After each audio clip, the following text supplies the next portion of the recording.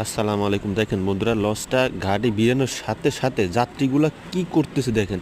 মানে জীবনের কোনো ভয় নাই। তারা দেখেন না, একটু আপনারা দেখেন কি অবস্থা। লঞ্চটা একটু থামুক, তারপরে উঠুক। মানে একটার উপর দিয়ে একটা, মানে এরা যদি যে একটা লোক যদি লঞ্চের ভিতরে ঢুকে যায় বা পা লেগে যায়, কি অবস্থা হবে? মানে এইরকম অবস্থা আমাদের। দেখেন একটু ধৈর্য নাই। লঞ্চটা থামবে, বিড়াবে, তারপরে আস্তে আস্তে উঠেন না।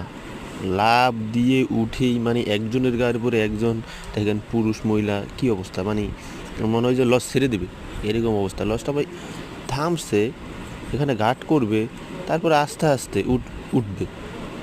কি অবস্থা!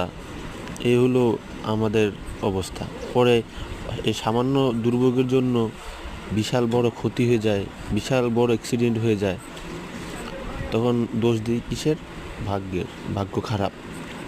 ঠিক আছে, আমরা তাড়াহুড়া করে সব সময় যে কোনো কাজ না করি। দেখেন এই যে এইখানে যেভাবে উঠছিল প্রথম লঞ্চটা ভিড়ানোর সাথে সাথে, যদি একটা লোক লঞ্চের ভিতরে ঢুকে যায় তার কি অবস্থাটা হবে দেখেন। কি অবস্থা আপনারাই বলেন কি অবস্থা হবে। এই জন্য বলি ভাই ও বন্ধুরা আমার, যাত্রাপথে সবাই সাবধানে থাকবেন, সাবধানে লঞ্চে উঠবেন, গাড়িতে উঠবেন, সাবধানে রাস্তা দিয়ে হাঁটাচলা করবেন।